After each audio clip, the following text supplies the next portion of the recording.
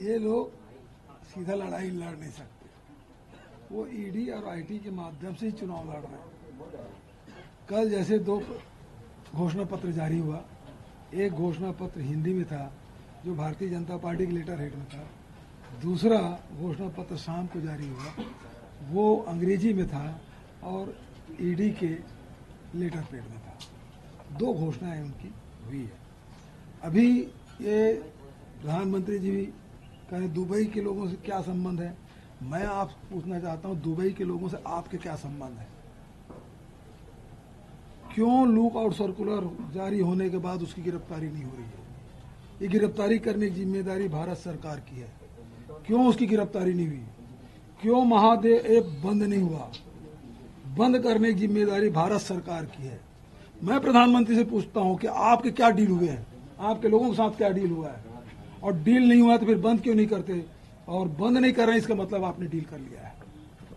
तभी वो मेल करता है। मेल की ऑथेंटिसिटी क्या है, उस मेल के विश्वसनीयता क्या है? कोई भी किसी के नाम से मेल कर देगा। और कोई मेल में कहता है कि हम 508 करोड़ रुपए थे, उसकी जांच की हो, बिना जांच किए आपने आरोप लगा दिया।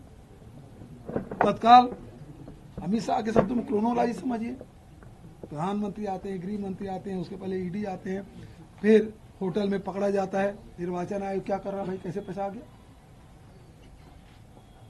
ईडी आईटी यहाँ घूम रहे हैं, पैसा कैसे होटल तक पहुंच गया? इसका मतलब ये आपका निकम्मापन है, आपने उसको छुपाया और पकड़ लिए, और उसके बाद उन्होंने कहा कि बघेल जी को देना है। तो बघेल जी यहाँ बहुत सारे हैं, कौन से बघेल जी?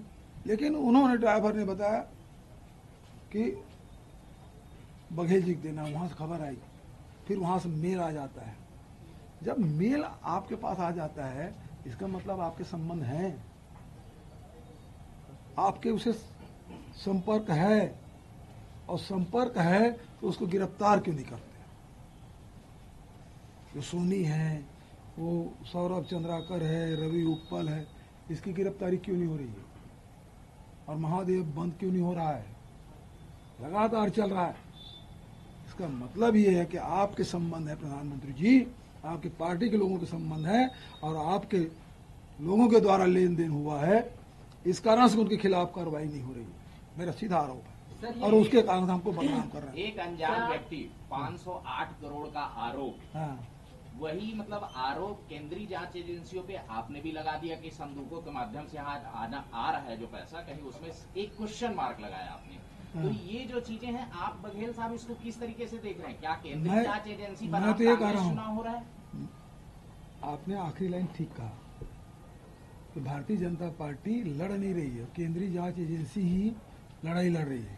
दूसरी बात आपने कहा, मैंने कहा निर्वाचन आयोग को ये ध्यान देना चाहिए कि जो बड़ी बड़ी संदूकें आ रही है स्पेशल प्लेन से, उसकी जांच क्यों नहीं होनी चाहिए? जब साधारण आदमी की गाड़ी की जांच हो रही, साधारण आदमी के जांच के दायरे में ला रहे हैं, तो इसकी जांच क्यों नहीं होनी चाहिए? मैं आपको उदाहरण के तौर पर बताता हूँ। पिछले चुनावों में आपने देखा कि एम्बुलेंस रायपुर से कवर्धा को जाती थी, बड़े शहर से छोटे शहर की ओर, जबकि होता यह है कि एम्बुलेंस गांव से, कस्बा से, छोटे शहर से राजधानी को ओर आती है। और यहाँ हमने सबने देखा है कि रायपुर राजधानी से कवर्धा जाती है। तो इनका तो मतलब एम्बुलेंस जैसी जिसमें लोगों की जान बचाई जाती है, उसे जब सारे वाहन उसको रास्ता देते हैं, उसका तक के दुरुपयोग किए हैं। तो उस बक्से में सेंट्रल एजेंसी जब सीआरपीएफ आ रही है, तो वो अपना संसाधन क्यों नहीं भेज सकते? आप तो अब जांच तो करने की मांग की हमने। डिफॉर्मेशन का केस शुरू करेंगे? अरे कहाँ हो गए चुनाव में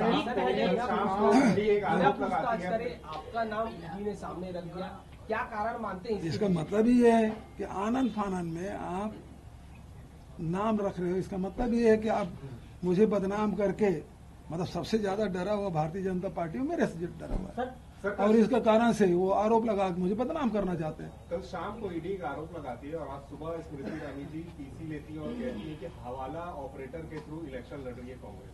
वो भारतीय जनता पार्टी का है, वो तो खुलेआम करती है। नमस्कार, मैं हूं मानक गुप्ता। अगर आपको हमारा ये वीडियो पसंद आया हो तो इसे लाइक और शेयर जरूर करें, और हां, हमें सब्सक्राइब और फॉलो करना ना भूलें ताकि आप देश और दुनिया की कोई खबर मिस ना करें। तो जुड़े रहिए हमारे साथ और देखते रहिए न्यूज़ 24।